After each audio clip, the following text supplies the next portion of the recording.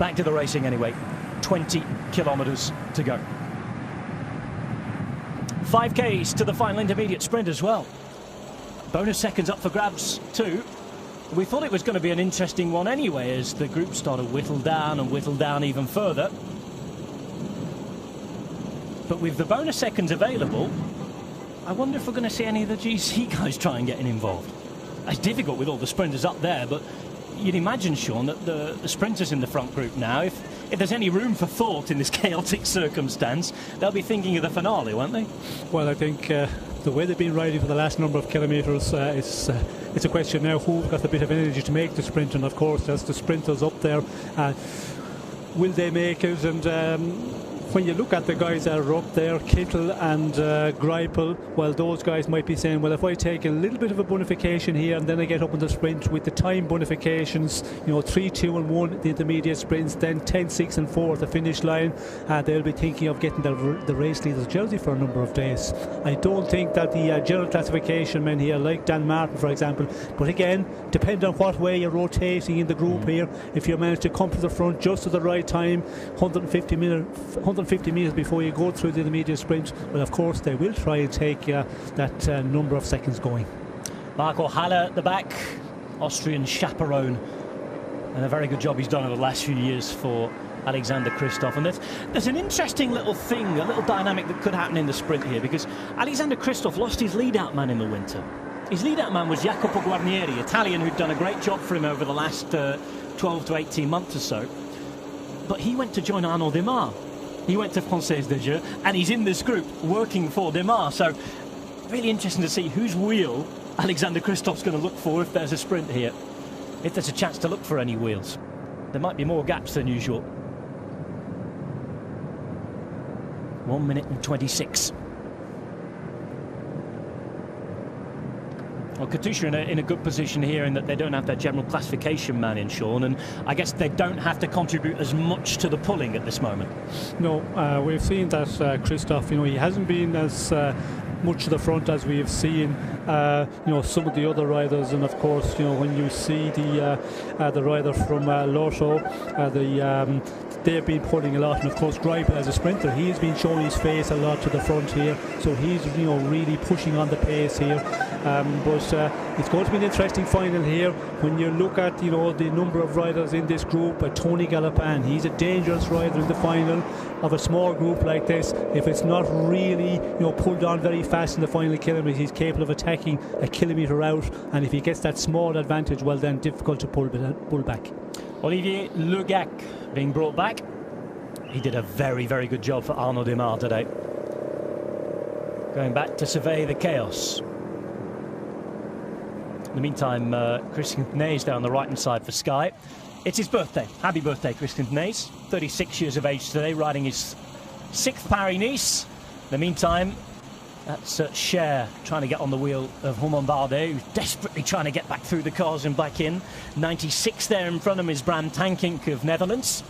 And Lotto NL Jumbo. It's funny with Romain Bardet, I don't know about you, Sean, but I came into this season thinking, Romain Bardet, well, if there is going to be a Frenchman to win the Tour de France, it's this man. We were all talking about Thibaut Pinot a couple of years ago, but Bardet seems to be the man who has it in his mind to work. As we see Yonis Aguirre, who's just gone out in front.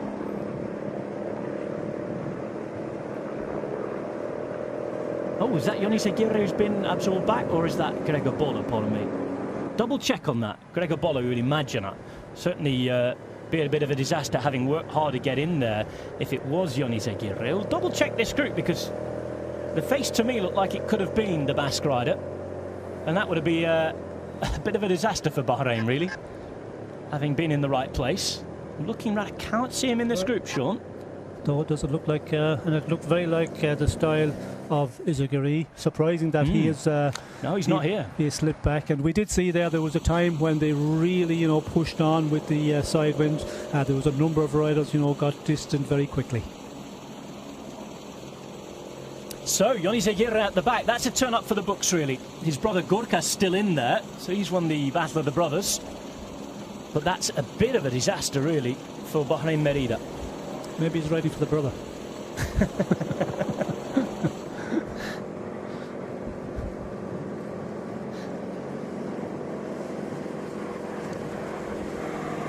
Romain Barguil back in this group. Yeah, thanks to a few of our viewers on Twitter just for backing us up there. It is Johnny Aguirre. We weren't seeing things, but we had seen Gregor Boller, hadn't we, distanced about 10 minutes previous, going back with Le Gac. So this group now whittling down even further. Dan Martin desperate to stay at the front, and with his Aguirre out the back. Of course, that's a man who can really time trial as well. I know he's at a new team now, more as a leader. But he would have been a real danger. 1:14 though, still the gap. 15.9 kilometres to go. And they lose a little bit of firepower up front. The wind blowing right across the road on this final intermediate sprint. And it's a big chase on for Romain Bardet. He's been at the medical car, as you can see.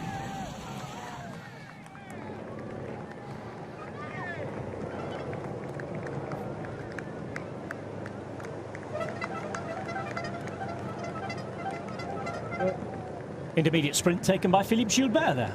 3 bonus seconds. I think they were trying to keep Dan Martin to the front as much as they could there. Saw a few other riders there. Gilbert thought, well, I'll have them, thank you very much.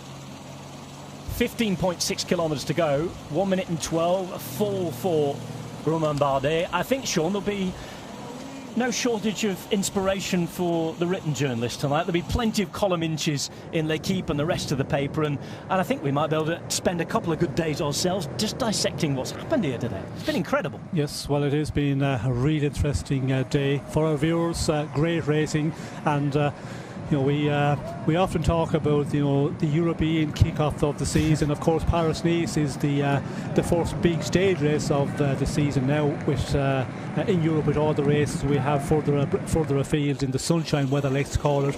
And also, you know, last weekend we had the opening races in Belgium. A lot of the especially the old-time bike riders, they say that is the real bike racing. We're certainly getting real bike racing here today, you know, with the race and the way it's been going with these conditions. And it's always a situation when you start out and the forecast not good for the days to come. There's some rain, and of course, you know, there will be that bit of wind as well. When you start out the first day, I know from experience it always goes on, and for the next number of days it's going to be very, very nervous racing, and that's not going to be easy for a lot of the riders, because when you start off on day one, it continues in those windy open stages. Well, if you're joining us late, you have missed an absolutely cracking afternoon of racing. 14.5 kilometres remain. Quick summary is that the early break went. 4 riders were there: Corrin, Chavanel, Hardy and Smukulis. Once the wind started blowing, a movement from Française des Jeux in the blue jerseys there for Arnaud Demare. Tried to drop a few sprinters, ended up dropping most of the general classification contenders, half of the sprinters, and there are a few little bits of winners for the GC. We've got Dan Martin and Julian Alaphalippe up the front. Tony Galopin, who's already taken 2 bonus seconds. And a lot of other riders who are struggling behind. Condador's been dropped. We've seen also problems for Romain Bardet, who has crashed. And the other man who stands a lot to win is Sergio Luis Henao of Sky, who got himself into the front group, the recently crowned champion of Colombia. A minute is the gap. It is coming down a little, and there's a concerted effort from behind to work hard to try and bring it down. There is Jonas Aguirre on the right-hand side, alongside Warren Barguil. Simon Yates in this group as well. We know Kruijswijk was dropped. There are a whole host of big names behind, but ready and still there for the sprint. Greipel, Kittel, Demare, Coca.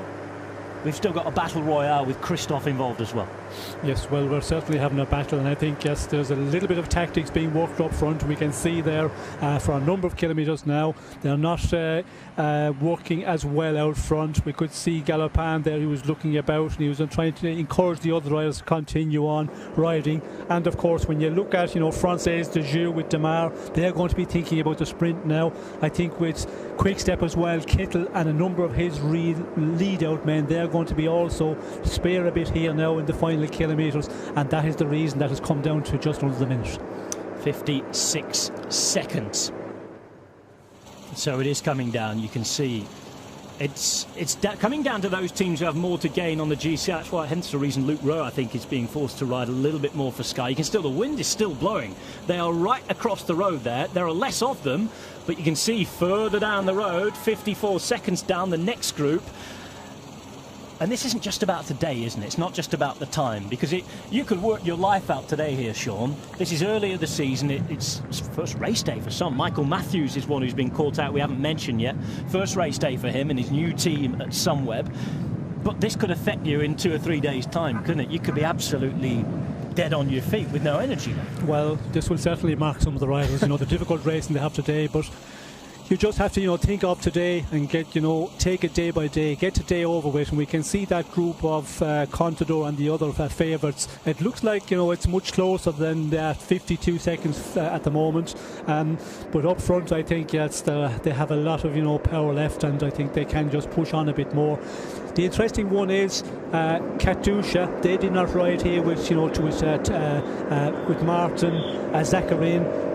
They have a number of riders now on the front, and I think that is the reason also this gap is closing a bit down to the leading group out front. That's Yves Lampard on the right-hand side. Gorka Zaguirre stands a lot to gain as well. He's one of the guys who could have his chance from Movistar with Alejandro Valverde's absence. Looking down at the list of riders, you're thinking more maybe Victor de la Parte, former winner of the Tour of Austria, maybe even Max Soler, of course, who won back in the day, well, 2 years ago now, at the Tour de l'Avenir. This is the group behind. Christian Knees isn't going to want to try and pull things on. I think he'll be trying to slow things down and just get involved and try and, make it hard for the chase, disrupt their rhythm, won't he? Because he's got Henao in the group up front. Yes, well, he's certainly not going to contribute at all. He just wants to stay up near to the front and, stay in a good position. But we can see there it's Tony Martin who is riding on the front at the moment. And we can see Knees, he's just happy to sit. But it's surprising, really, that we can see now that Katusha have got the orders to ride. And when you put Tony Martin in the front, of course, well then, he can just ride so fast for a number of kilometres. And he's the one who could take down this advantage a lot, with just 51 seconds at the moment.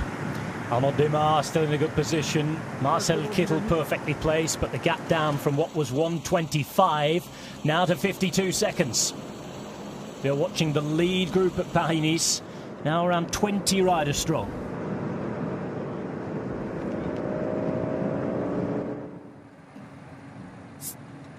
Ten kilometres to go on stage one of Paris-Nice. Brian Coquart at the back on the left-hand side. One of the big favourites to win this stage. Andre Greipel another. Marcel Kittel up there as well. Alexander Kristoff in this front group.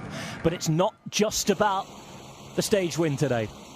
Sergio Luis Henao stands to gain a lot, as does Tony Galopin. Also for the overall quick step, it could be, as Sean Kelly said earlier on, the jackpot day for them today, with Alaphilippe, Martin, and maybe even a stage win as well. So 51 seconds for those 4 GC contenders up against the rest. The rest include Romain Bardet, Alberto Contador, Richie Porte. An absolute disaster for a lot of them. And in Bardet's case, if just look on his left thigh there's a gaping hole in those brown shorts. Bit of road rash, and that's never pleasant, Sean, but certainly not when it's wet and horrible, and you've got all the other things to ride against as well. No, it's not nice when you're 4 on the first day, and of course when you're chasing a group out in front of 26 riders and a lot of the favourites up there, and you get involved in a crash, and we see Bardet there. It looks like he has changed the bike as well, because he hasn't got any frame number on, so we just see him coming away from the crash. There was another 1 or 2 riders with him. Exactly how it happened, we do not know. Andre Greipel, pain face on as ever. A couple of wins already for him this season. Romain Bardet, not just the pain face, in pain. Oh, the left knee's ripped as well. No gloves on either. You can only imagine what might have happened to the hands. It's one of those things I always think about every time I go out riding without gloves on. What if today's the day? Come back with no skin on the hands. That must have happened to you. It's not a nice feeling, is it? You've got to grip the bars and do everything afterwards. Well, you see very few riders that go racing without mitts, and because if you get a fall, well then you're going to have a problem, you know,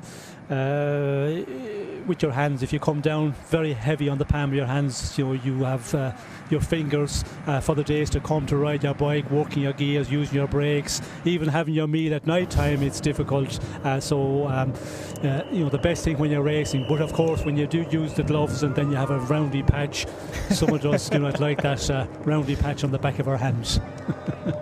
It's all about the aesthetics. What you're going to look like when you get down to the beach after you've ridden the Tour. You already got the t-shirt suntan anyway. 50 seconds with 7.5 kilometres to go. What a day it's been on the first proper day of stage racing of the season, as I'm sure the old timers would like to say. One of those alongside me won this thing 7 times. Andre Greipel, the rest are getting a right pull.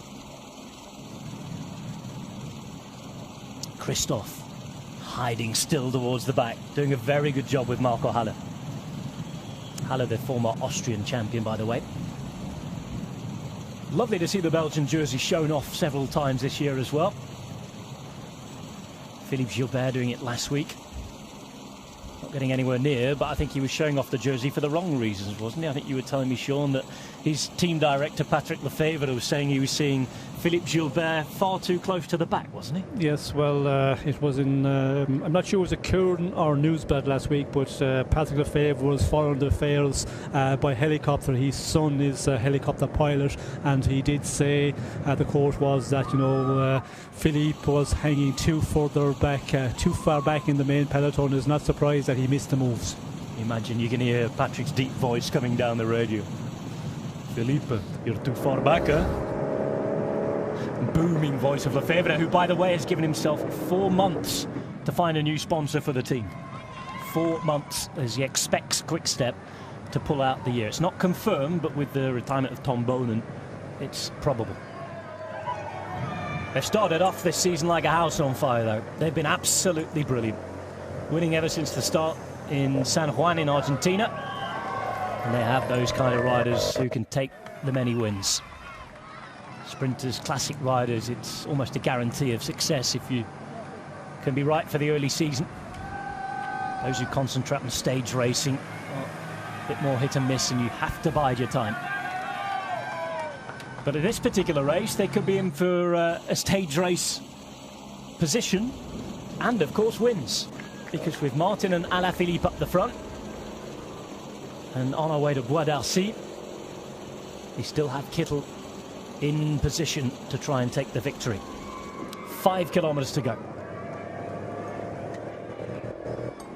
We've been through and close to Versailles. You saw the giant chateau there.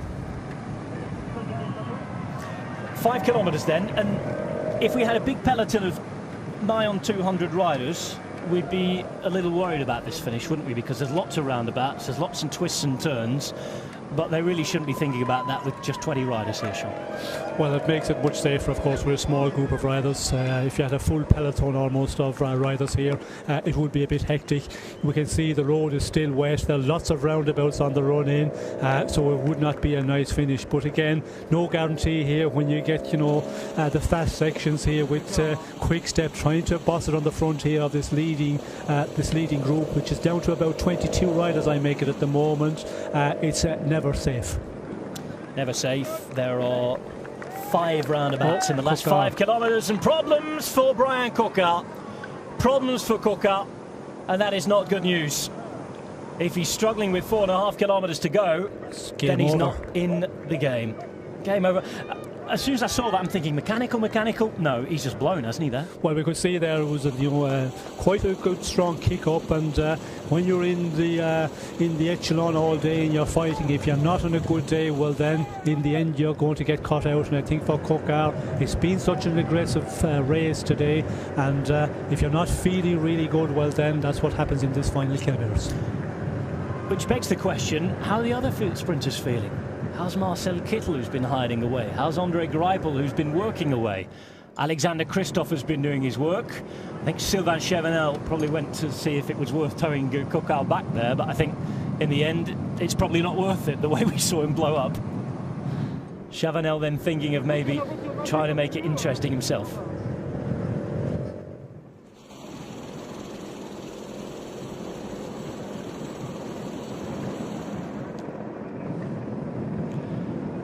Chavanel dropped, Coquard dropped, Direct Energy out of energy with 3.7 kilometres to go. 42 seconds. It's still going to be good news, I think, for the couple of general classification riders involved in this front group. Henao, Galopin, and with the two quick-step boys as well, Alaphilippe and Martin. But it's not going to be as good as it looked like around an hour ago when we were talking 1 minute and 25 seconds. Disaster on the day's probably been averted, hasn't it, for Contador and everyone else? But, I mean, we can say that. We can say 40 seconds. It might get a little bit better for them, but think back. This is the group that I think Tony Martin has been a big part of trying to pull this back. Yonis Aguirre in that group as well. A 63, Jack Bauer has dropped, the New Zealand time trial champion. He's done a lot of the pulling today for quick-step floors, but Paris-Nice is often a race that is won by seconds. All right, it might be a little different this year because we've got that very, very long climb to 1,600 metres, but you don't want to be throwing away 30, 40 seconds on day one. No, you certainly do not, because, as you said, Rob, Paris-Nice, it's a one who can play out in seconds at the end of the race in Nice, and 40 seconds is 40 seconds too much on the first day, and for Contador and the rest of the favourites, they do not want to lose anything to any of the favourites. And when you look at the Royals we have up here in the leading group, if you can't take 40-45 seconds today from some of the other favourites, well then it's a great day's work. Of course, we mentioned Contador as one reference to the GC group, but before we get to the last couple of kilometres, it's Contador, Zakharine, Soler, Bardet, Yates, Port, former winner of course Kruijswijk, Fulsang, Roland, Ulissi, Barguil. They've all lost a lot today. Some of the sprinters as well. No Nasser Bouhanni in this final group. 2.4 kilometres to go now, and we just saw Andre Greipel maybe starting to think now about what is to come in these next few minutes. Yes, well, I think he has to be thinking about the sprint if you've got anything left, and it's all about now what you've got left in the tank, how fresh you're feeling. But we can see here, it's definitely Française de Dieu who are starting to push on, and it's an impressive performance for Demare. He has two teammates with him here. A lovely situation to be in. Super situation for Arnaud Demare. 66. Marcel Kittel. Oh, no Kittel then. Goodbye, Marcel Kittel. Dropped out of the back. Yes, I think this stage, it's taken effect on a lot of riders here, because it's been such a difficult day. Trying to stay up there in the echelon, you've got to ride, you've got, to do your pulling on the front, because if you allow yourself to go to the back of the group, well, then you get spat out the rear, and when you have to do that, it takes a lot of energy out of the guys, and we can see a lot of the sprinters getting a difficulty in the final kilometres. So we're looking at Christoph in the red, Demare in the white and blue, and of course the man in the German champions bands is Andre Greipel, but he's into difficulty now. Andre Greipel being dropped, and this is looking great for Arnaud Demare. Absolutely great. 67 being dropped as well as Yves Lampaert. So no Andre Greipel in the finale, and this little kick up to the finish is doing it for everybody apart from Demare, apart from Christoph, who's getting there. Watch out too for Philippe Gilbert, who's got a fast finish on him. This might not be a foregone conclusion, and of course with bonus seconds available, Tony Galopin's still there as well. A fast finisher indeed. It's going to be attack off the right-hand side in the end. It's Alaphilippe who's been given the green light. So Julian Alaphalippe, and this might make it very, very difficult for Arnaud Demare, because he's nobody left. He's having to chase on his own, and Demare is wasting energy. Haller is there in the red to try and pilot Christoph back into position, but brilliant move from Quick-Step and Alaphilippe. Yes, well, Alaphilippe, he's that style of rider, a real punchy rider, and when he goes in the attack on this sort of final, he can cause a lot of problems. We can see Demare, putting in a big effort here, just trying to claw his way back to the wheel of Alaphilippe. Well, it levels out the Flamme Rouge. There is the Flamme Rouge. 1 kilometre to go. Has Arnaud Demare got enough left in the tank to take this? He's going to have to sit on the wheel, and we know that Alaphilippe is a fast finisher, but he's not a fast finisher surely when compared with proper sprinters like Demare. Demare goes through and takes a turn, which is surprising. Yes, well, that tells you that Demare is feeling good. Alaphilippe, he put in a real big attack, and we could see Demare there, just having difficulty closing Alaphilippe down, but not surprising, because Alaphilippe was going, giving it 100%. When Demare gets back to him, he goes through almost immediately. That tells that Demare is feeling real good here. Final left-hand turn then, less than 500 metres to go now. Arnaud Demare in the blue and white, just behind in the same colours, but riding for Quick Step, the Belgian team, is Julian Alaphalippe. Two Frenchmen, one a sprinter, one a climber, one looking for just a stage win, two wanting to try and take the overall. The wind is blowing. Look at that, 200 metres to go almost now. Demare is out of position. Alaphalippe has been able to rest. He comes around him. Can Alaphalippe do it? An outsprint Arnaud Demare. It's going to be a big task. I'm not sure he's got it though. Arnaud Demare in the front. It is going to be Arnaud Demare to win stage one of Paris-Nice. It has been a big, bad, horrible day in the saddle, and the sprint for behind the third is won by Alexander Christophe. Just behind him, Philippe Gilbert as well. Riders getting over the line, tired, finished. But you know what? They've still got 7 stages to go. It has been an explosive day on day one of Paris-Nice. Just 3 hours, 22 minutes of racing. Kittel couldn't make it, Greipel couldn't make it. They rode all day for their own chances. But a big start for Française des Jeux. They initiated the move today, Sean. They had their victory, and Arnaud Demare took it brilliantly. Yes, impressive. You know, when Alaphalippe went in the attack, we could see Arnaud Demare was the one who started to chase down, and very strong in the final K. 46 seconds there for Romain Bardet, who recovered from his crash brilliantly. And look at this, Barguil is coming out. It is every man for themselves here. Yates is tied, Roland is tied out the way. Izaguirre and Contador at 1 minute and 4. Oh, we're going to have to examine those results very closely tonight. Contador in the end getting in ahead of Marcel Kittel, who blew up on the last climb there. The race simply all over the road. Didn't matter whether you were a sprinter, climber, classics rider, whatever. That had no bearing as to how things ended today. Well, a short stage, as we talked about a lot, 148.5 kilometres, but how much damage did it do? As we can see, you know, Bardet coming in there, and you know, he suffered a lot, but everybody has had a difficult day. Kudos and credit really to Romain Bardet. Yeah, he got it wrong. They missed out. His team didn't help him. They all missed it. Well, that man was off winning. He was chasing. And after falling, Bardet was back. Good effort from Alaphalippe, who almost broke Demare on the climb. But I think the strongest man showed he was so.